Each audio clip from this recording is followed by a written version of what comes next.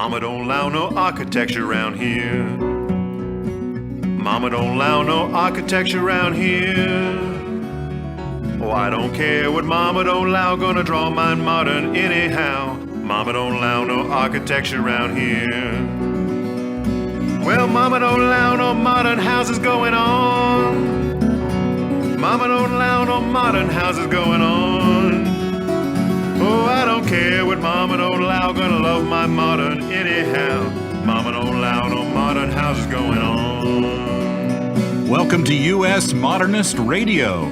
Join George Smart and Frank King as they talk and laugh with people who enjoy, own, create, dream about, preserve, love, and hate modernist architecture, the most exciting and controversial buildings in the world.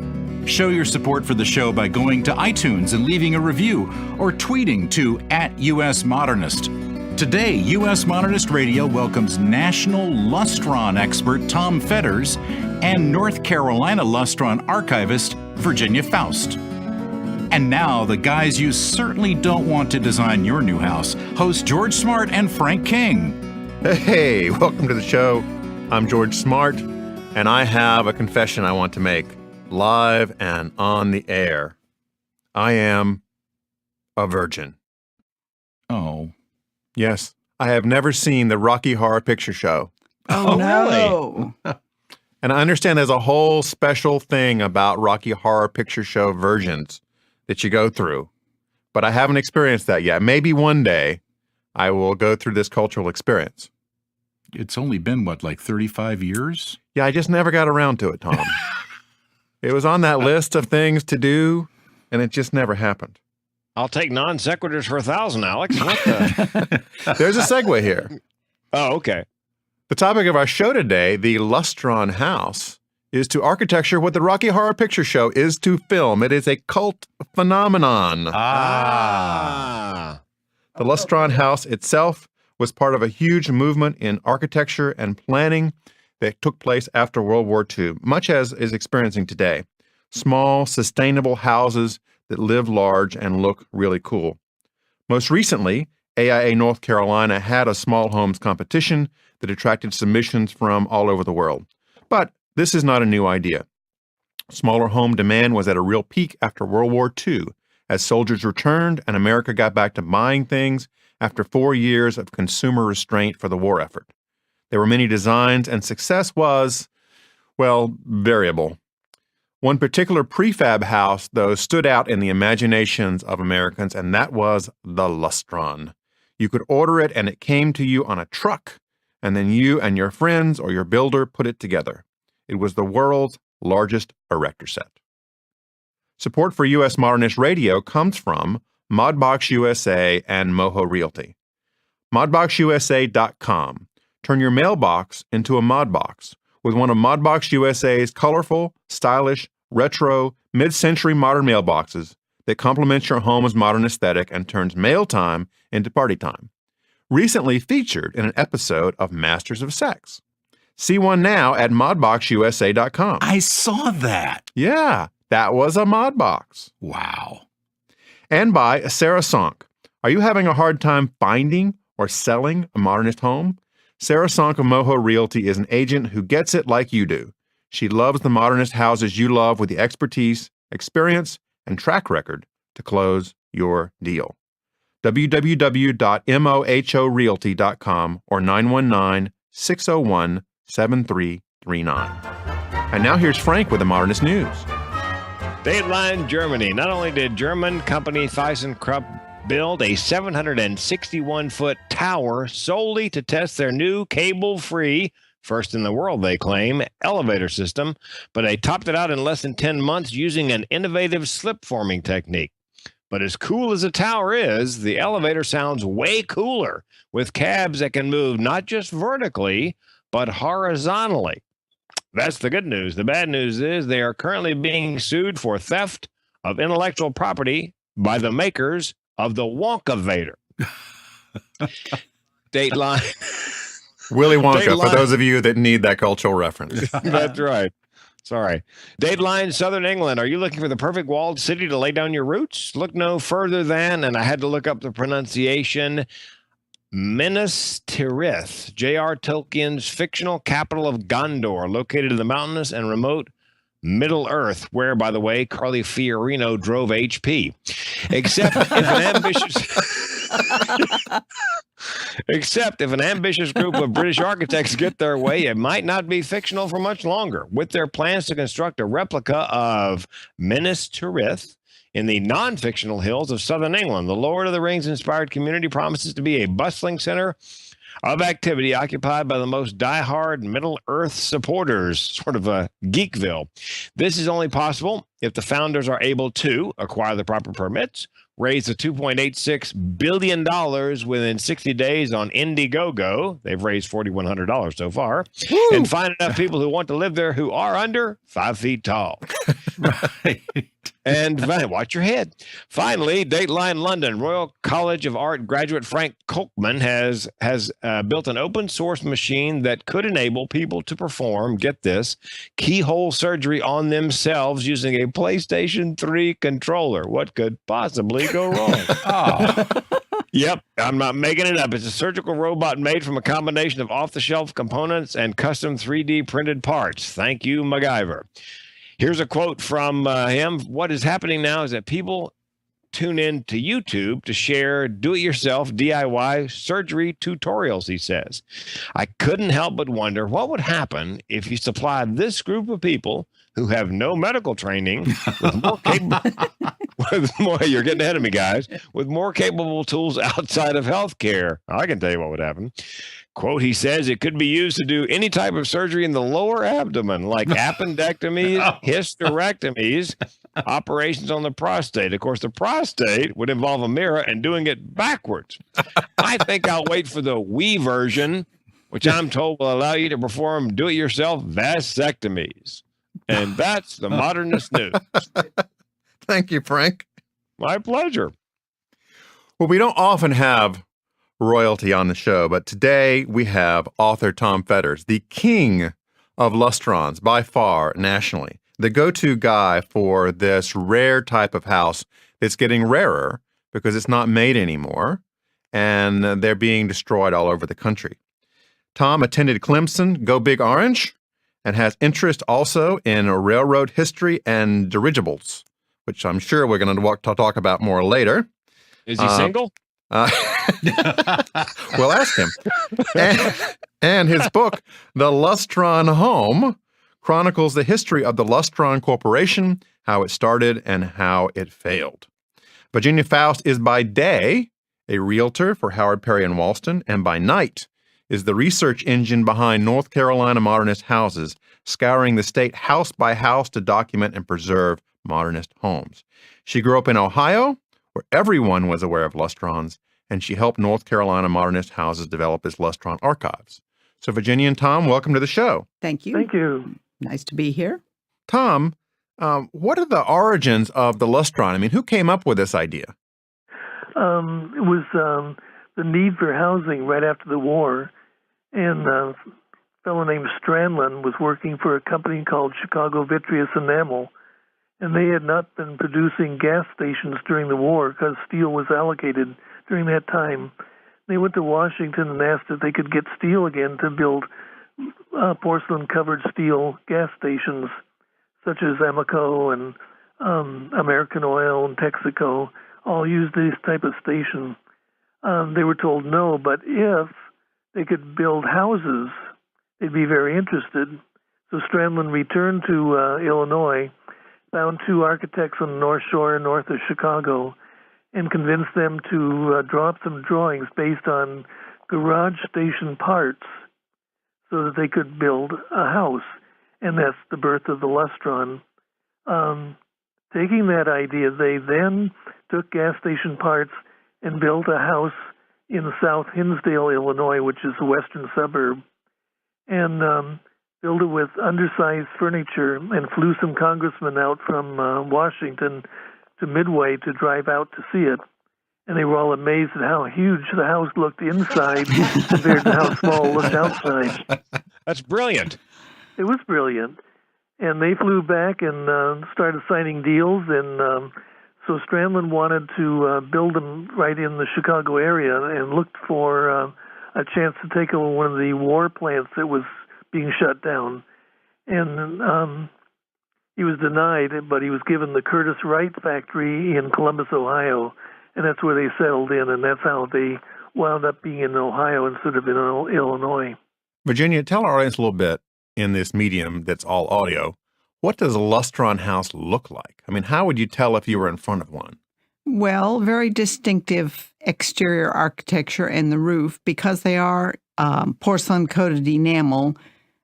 The exterior panels are 2x2, 2x4, depending upon it, and the roof is literally corrugated steel, so it looks like a Spanish tile, but it's made out of steel. And once you've gotten used to scouring register of deeds, Google, etc. diagrams, you can spot them from the air almost. I think the good example is the one down there in Pittsburgh, where I know that thousands of people have driven by that thing over the last couple of decades and only recently realized that it's a Lustron house. It's a metal house. It's another one of those things, just like some people can't tell a cardinal from a scarlet tanager, but those who can pick it up immediately. A lot of it is just visual training. So you are the ornithologist of houses? There you go. We've actually found a few from the air. Do you have a plane, Virginia, or just this is all Google? It's Alphabet now. Alphabet as of this morning, not Google, Alphabet. Oh, if there's a chopper flying over your Lustron house, you maybe know who it is. There you go. Tom Fetters, what's the strange attraction for people to these houses? I mean, they really have become a cult phenomenon. There's a website and a Yahoo group, and people are exchanging parts all the time. I mean, what's the attraction for this house? The attraction is that there's very low maintenance. You don't have to do much to keep up with it, although occasionally people will make improvements which turn out to be not so much an improvement as a disaster. So there's the possibility if you don't understand how a Lustron functions, you can mess it up. And I've met several people who, over the years, either had contractors come in and make improvements and then regretted it, or other things of that sort. Talking about the heating system, for the most part, Lustrons work with a radiant heat system in which the ceiling is heated by a furnace and radiates heat down to you or the tables or the chairs or the floor and keeps everything warm. In theory. But contractors will come in and say, well, let's put forced air in, and we'll cut holes in the ceiling and run the air out, where in radiant heat there's no air circulation at all because all the air is trapped above the ceiling and goes back and forth to the furnace to get reheated and warmed again. And it works very, very well, but once you've cut holes in the ceiling, you've lost it. Well, in Virginia, I heard you say something as he was describing the heat and the heat source. You said, in theory. What were you? Some of the people who own the Lustrons have commented that the plenum, which indeed is a miraculous heat dispersal system if done right, sometimes they get in there and the plenum didn't run through the whole ceiling on many of them. And a lot of criticism has come that it should have run down into the walls. So they say the ceiling is warm and the floor is cold. There's probably an element of truth to that. The system itself as designed, however, was very well engineered, very well thought out. I mean, you look at Tom's book has some specs on how the heating system was to be done correctly. And it's actually a very efficient, simple system of heat distribution. Well, in fact, the walls did have a leather flap at the top, so the heat circulating around the ceiling panels would also go to the sidewalls and supposedly seep down through the sidewalls, so there was not so much insulation in the walls to allow the hot air to go down and heat the walls too, but that was not a primary source of heat. People today now will take the wall panels off and put in new insulation so that blocks any heating that the hot air would provide. They lose track of the original format of what was going on. Did you say there was a leather flap? Mm-hmm. Yeah. Really? I mean, that sounds like an 18th century part. that you would just order with from bellows. But it worked, and you didn't have anything that would be like that you could depend on for a time. Remember, these houses are well over 50 years old now at this time. They're running 65 years old. Yes. So you wanted something that would last forever. If you made a metal part, it might rust or something and fail. What were some of the really genius applications in this design, Tom? And what made this house stand out as an engineering achievement? The fact that it was all steel and had porcelain finish that essentially would not rust as long as the seals were unbroken. Each panel was isolated from the panel next to it with a vinyl gasket, so there was no metal-to-metal contact between the different panels. They were all isolated and insulated one from another. And even on the ceiling or the roof is panels that are separated with vinyl gaskets. And this was the technology they used in building service stations before the war. Absolutely, and after the war, because Chicago Vitreous Enamel did get permission to get steel, and they went right back into production of gas stations.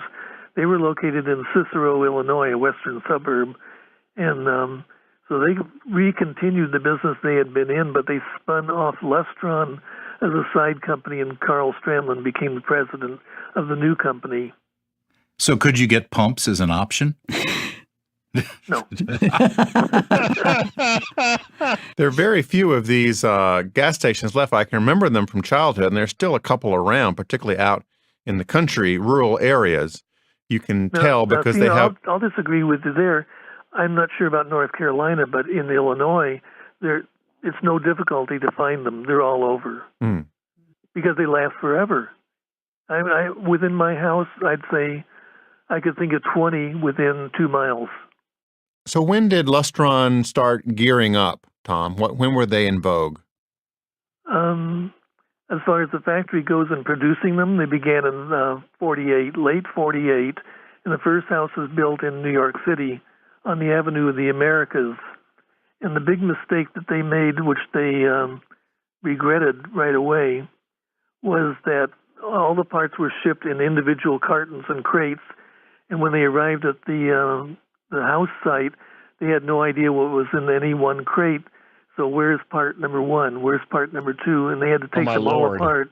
And they said, we're never, ever, ever doing this again. This is ridiculous. It took them probably an extra 2 months to put the house together.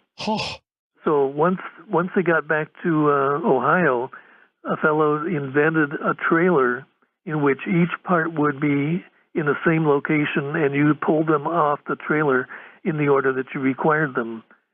So the first part was a U-shaped channel that sat down over the foundation and would be bolted in place, and you could set your wall pieces, which is the framing, down into the U-shaped channel and lock that together, and then put your roof trusses on, and then everything else hung on that framework.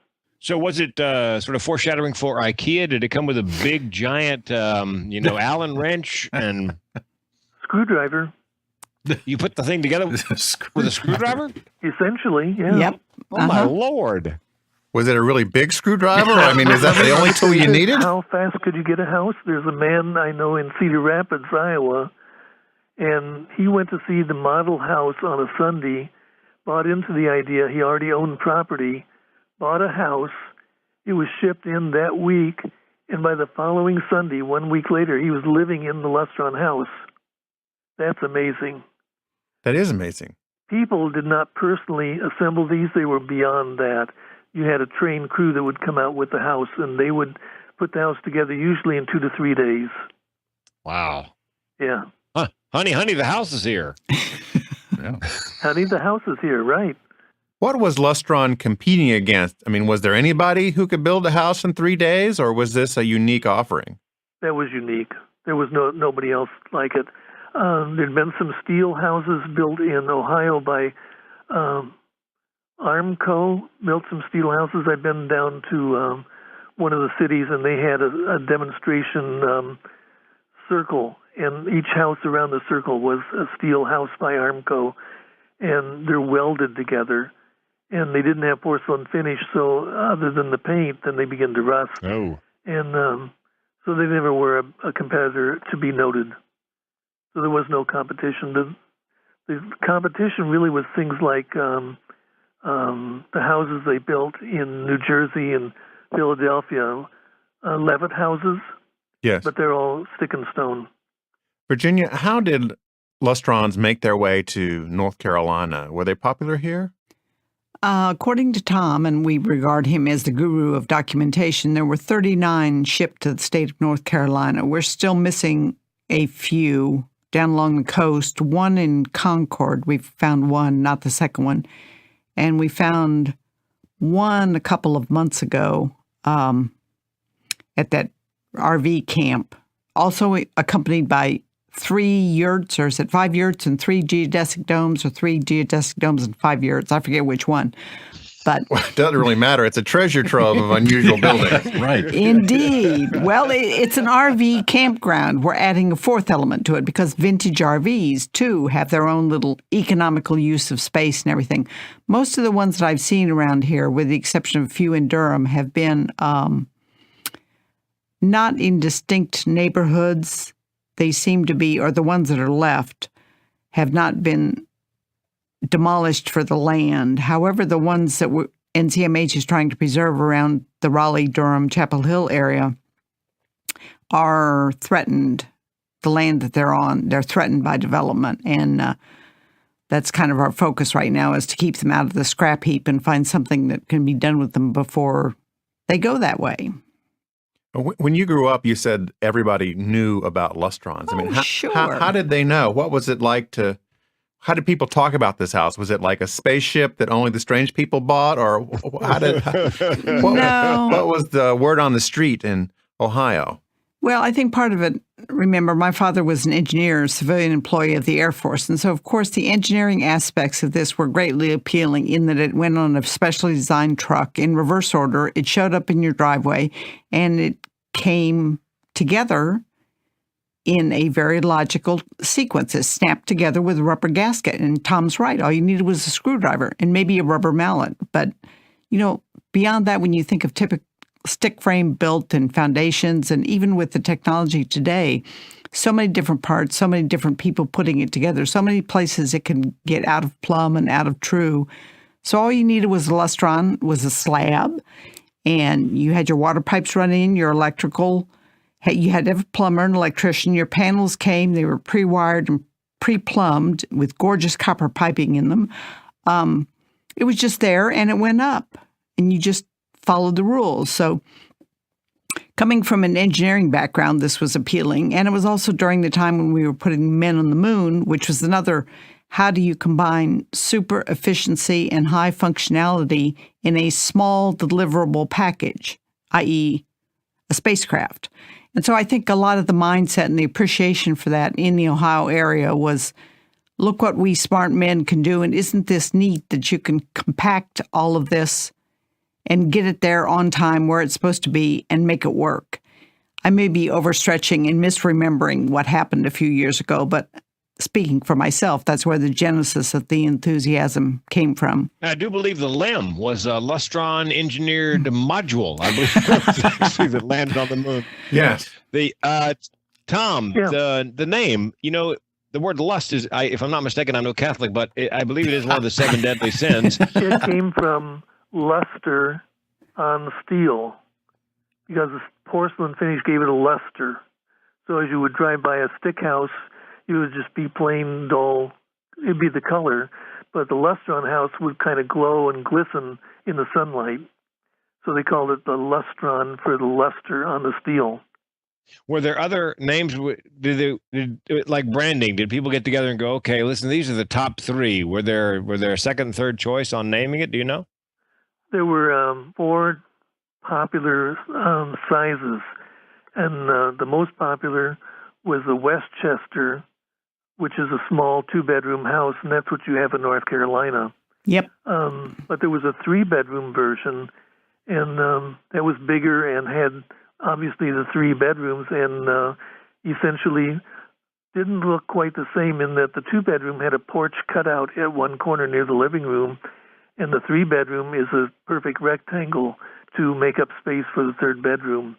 Then there's a Newport, which is an economy house in which you now cut back to maybe 3/4 of the size of the two-bedroom house. And they were developed mostly for places where people couldn't afford to have the house shipped, like Kansas, Nebraska, and they were very popular there. Although in Fort Lauderdale, I found two that were built on the canal, called the east side of Fort Lauderdale, and they used it as a post office box. The people owned yachts and had them anchored in the canal and would go in and get their mail. And in fact, the Newport there at Fort Lauderdale was so small that it was split up into two addresses for two yacht owners. And I got to go in there and figure out how did they share a bathroom and a kitchen and in such a tiny house. So it wasn't used as a house, really. It was strictly a landing point, as it were. Okay. And Virginia. Yes. I've read that some guys, and it appears no woman would be this crazy, disassembled Lustrons and kept them, some for 20 or 30 years. What possesses people to put a house into storage? Well, to quote badly, because they can. I think the ones that I know about, for example, the one here in Chapel Hill that got disassembled, it was a landscape architect who thought that they could use it for their eventual office. He put his into storage, and it got sold to a couple, and I think her thought was she was going to use it for her stained glass studio. There have been others who are fans of the Lustron who have known of ones that are going to be torn down and just decided that they would get some people together, be organized, start with the erection manual and work backwards, and disassemble it, save the parts in little bags, and put it in a truck, hoping to either have 5 or 6 of them together, create a little compound, or you can, when you put these back together, you don't have to exactly follow the original outline. There is some flexibility because these do snap together. They're just little channels. One's like a 5, and they hook together, and then the screws just secure it in position. They don't actually establish the framework. Like Legos almost. Well, it is like Legos, but it's more connected because it's a channel that it snaps into. And then you've got your gasket that allows for a certain amount of expansion and no thermal conductivity. So people have done them where they've basically taken a couple of houses and made very long walls out of them. A few structural limitations, like your trusses are only, 35 feet wide or something. So you sometimes incorporate, quote, conventional, close quote, building materials with it and still have an open structure. So part of it is just the functionality of it. They're dirt cheap, except for your labor time, which most of these people obviously had an interest in, as well as an economic analysis. And I think there's a lot of preservation effort. You know, they just really hate to see this go to the scrapyard. Well, Virginia, what possesses a person to have a fascination? I mean, I just went to the web and looked at pictures, and they're gorgeous. But what was your motivation to what attracted you to this sort of endeavor? Well, I think the Lustron itself, from a storage point of view, there are so many good things about it. Built-in closets.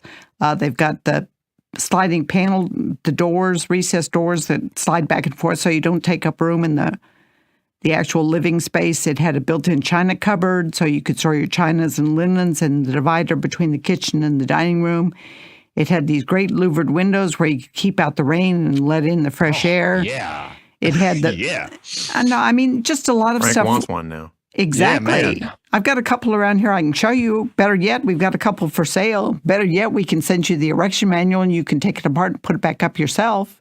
Frank already has enough erection manuals he gets in the mail. Oh, man. I can guarantee you this one would be different. Yeah, you know what I love about it is our house here in Oregon needs painting, but with this one, with the enamel, you just hose it off. You just wax it, right? That's Yeah. right. That's right. great. Unless you are a bad lawnmower driver and you throw stones up against, throw stones up against it and chip it, and then you can have rust. There is rust on some panels and roof panels on some of the older ones. The gutters have frequently been relined with plastic materials. They keep the original gutter because the roof snapped into the gutter. So you don't just take the gutters off and take off your 8-inch gutter nails. That's not that simple. So they reline the gutters, and a lot of people who have rust damage to the exterior panels carefully use Bondo, and there are some spray-on enamels which, if color matched, have proven to be, quote, patch material. But basically, you don't have to have a termite bond. You don't have to worry if there are lots of things that a metal house just takes care of that a standard stick built doesn't. I know one of our listeners is now thinking to themselves, I'm getting a little tired of golf. I wonder if I could buy one of these and put it together. Is that a possibility? All I need are 2. Yes, we happen to have 2 available here in the Triangle area. And elsewhere? Are there others around? Oh, there are several in storage in Greensboro. The Yahoo group, I think Tom can verify this. There's one that's currently, it came off the market yesterday, but it's going to go back on for sale in the western part of North Carolina. There is a guy in 3 different states, I think I saw, had postings of Lustrons for sale, either for demolition or you can buy them. Now, is there a market to buy disassembled houses for parts? Well, funny you should ask that. Your turn, Tom. Yes, there really is. Anytime a house is going to be scheduled for demolition, for example, there was one in Birmingham that recently came down, they will offer it as parts if no one wants to buy it as a whole house. And there's always pieces of the house that you might not have or need to replace, and it's a ready market for it. I was going to mention that the gutters are steel with porcelain finish. Some people removed that gutter and replaced it with aluminum, and what have you got? You've got a battery situation. Because aluminum and steel don't love each other. And then you really start up a rusting situation. Yep. So the far better thing to do is patch with epoxy. If you have a hole in the gutter, just use some epoxy blend, and you can patch it up and sand it smooth, and take it from there. Tom, when a Lustron becomes available for parts and it gets advertised, say on Craigslist, what happens? Do people just swarm the house and start, pulling parts off, and the owner's selling them? I mean, how does it happen over days? How does it occur? Usually over days. There was a guy. There are only 2 in South Carolina. And one fellow decided to sell his, and so he had it for sale as a house, but it didn't go. And so eventually he settled down to sell it for parts. And I don't know how well that went, since there were only one other house in the state. Anybody that wanted parts would have to come from out of state. So I doubt if it really went that well. But in the Midwest, parts go very well. Yeah, the gentleman in South Carolina was unsuccessful in finding enough people interested for him to incur the cost of deconstruction, so it got demolished. That's too bad. It is, actually. But that shows you partly how distance from Ohio can affect the sales, in that South Carolina isn't all that much further than, say, North Carolina, but it was more readily accessible in North Carolina, and so the houses were built from, say, Asheville, Gastonia, all the way towards the coast. But in South Carolina, the 2 that existed were both in Columbia, and none others were built. Atlanta and the Georgia towns have quite a few. Where's the biggest concentration of them, Tom? The biggest concentration was at Quantico Marine Base in Virginia, and eventually, the Marine Corps got discouraged with having to repair them and fix them up because the people who were staying in the houses didn't really care about the houses, and so they mistreated them. And at some point, they offered them all for sale, and I think maybe 3 or 4 actually were sold. Otherwise, they were all taken apart. What's the farthest west? Alaska. There were 2 built in Alaska, one at Anchorage and one at Fairbanks. For U.S. Air Force determination to see if they would stand up against the weather, which they did. They were going to build Air Force Base using Lustron houses, but that fell apart. as far as the United States proper, I'd say Los Alamos in New Mexico was the furthest west. And there was a special project for the government laboratory there. And I've been to Los Alamos and found 7 houses there that are still in excellent condition. So how did Carl Strunland's overall business work? He got the initial $15 million to start the organization, and he got that. I heard the story that it was 15 minutes before the funding cycle ended. It was really the 11th hour effort. Right. So did he go on to great fame and fortune? Not really, because every time they would ask for additional funding, they'd ask for a specific amount. Let's say, I'll just make this up, $750,000 or something like that. They wouldn't get that. They'd get 50, instead of 75, they get 50. They'd undercut it, and they'd say, well, we're taking the part of this for interest on your loan. And they go, well, then we didn't get what we asked for, so we have to apply for another loan. And this went on back and forth. This was between Reconstruction Finance Corporation and Lustron, and they just didn't see eye to eye at all on this. And essentially, they were being forced into bankruptcy. How long did they last? They ended in 1950. And that was it? So effectively, they began in April of 48 and ran up to the last house that was built was in Illinois. Would be in 1950. It's in McHenry, Illinois, a gray house. And some people had taken the option on building basements, although that was not part of the normal procedure. And the McHenry house does have a basement. Tell us a little bit about the first Lustron demo that was done in New York City on 56th Street. On Avenue of the Americas. Yeah. Was that part of a bigger event, or was it just about Lustron? That was a super demonstration thing. They wanted to get publicity and all that, and they got a lot of publicity from it, but then it was disassembled because it had no reason to be there on a main street. The next demonstration house was built in Milwaukee in May of 48, and it has the model blue. All the models essentially were a sky blue color, and that house is still in existence on Port Washington Road, north of town. The number 2 Lustron is still in existence? Sure.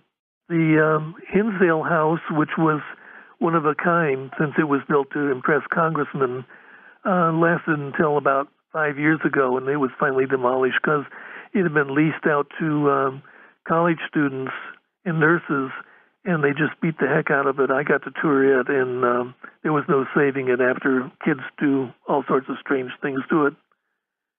But the people who had appeared in the original advertising, which were all taking pictures in that particular house, liked the style of the house and built an identical house of brick and stone right next to it, and they still live in that house. So I met them, the original models, and they were given the metal house for doing the photographs, but then, moved on from being a metal house to a regular stationary steel house, stone house and brick. And so that house is still standing. But the Hinsdale, it was an Esquire model, only one of them built, and it came down. Did anybody famous own a Lustron house or try to? A famous person? Yes. I would say no. No, okay.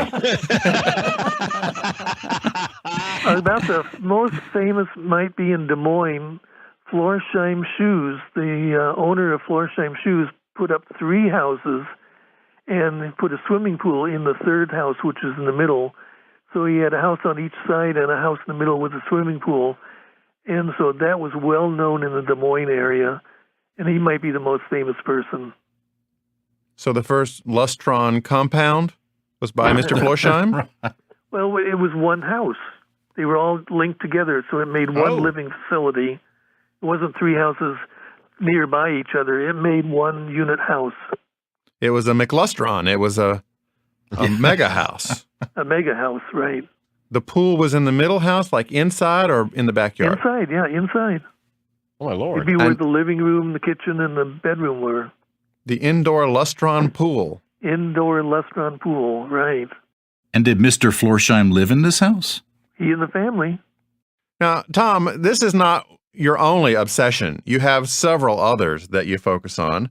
I'm particularly interested in your study of dirigibles. And of course, my first question is, what's the difference between a dirigible and a blimp?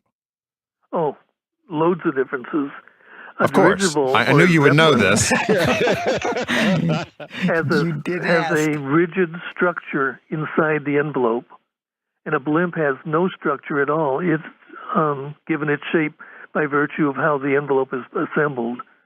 A blimp, I was there when they were blowing up blimps in Akron when I was a little kid. It took, I was 8 hours there when they were blowing up a blimp, and essentially when I left, it looked like a limp rag, just like it looked when we arrived. So it takes a long time to fill a blimp with helium, and then you have internal wires that would support the little cabin that hangs underneath, but there's no structure to the thing. When you saw the Hindenburg blow up, you could see the not steel, but aluminum framework that ran from front to back. And it would separate the gas cells and all that. So the Hindenburg was a dirigible. Well, it was a Zeppelin. Oh, there's a third category. Uh-oh. All dirigibles are dirigibles, but all Zeppelins, which could be considered a dirigible, are only Zeppelin if they were made by the Zeppelin factory. Oh. Okay, so it's a brand name. Today, all blimps are not blimps because blimp belongs to Goodyear. Okay. So you have airships that might look like a blimp, but since they're not made by Goodyear, then they're an airship. And if I wanted to, say, buy an airship today, what brand name would I look for, Tom? You go to your Google search and you'll look under airships, and there are, I think, 2 commercial outfits here in the States right now. There's a couple in Europe. They're doing things like freight platforms and logging and things of that sort. They've got industrial uses. And how much does a airship cost? More than I can afford. I don't know. Is there a home recreational airship? I can just take my lawn chair up with some balloons for the day, or? I wouldn't do that. You're That's thinking of a cartoon. Yes. How did Goodyear get into the blimp business, and how did they coin that term? Easy question, because when end of World War I came, Zeppelin was essentially out of business because they've been making all the Zeppelins for the war effort for Germany. So they were shut down, and they formed a new corporation called Goodyear Zeppelin. And so then they used some of the plans that Zeppelin provided and started making ships in Akron, and we made 3 dirigibles in Akron. They were the Shenandoah, which crashed in a summer storm, the Akron, and the Macon, which were aircraft carriers, and you would put airplanes inside, fly along and launch the airplanes. They'd fly out, do a tour, and then come back and be picked up and go back into the hangar inside the dirigible. Akron was lost over New Jersey, and the Macon was lost over California. Now, Virginia, for people who have Lustrons, and I realize that's a small number of our listeners, what advice can you give them on what not to do with their homes?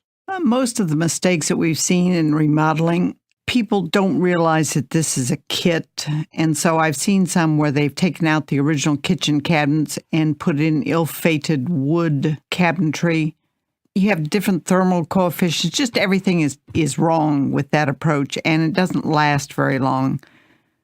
So I think that people need to be cognizant of the building material. And a few people have drilled holes in the walls because they absolutely need a hanger. But the truth is there are magnets out there strong enough to hang up pictures and to hang up laundry lines if you need them.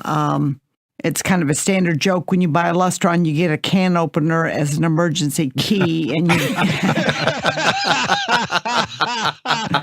Seriously, I've seen them with the box, the oval, the standard Lustron oval, and it says emergency key, and the outside, you can open it anyway, or you can do it, or some take on that.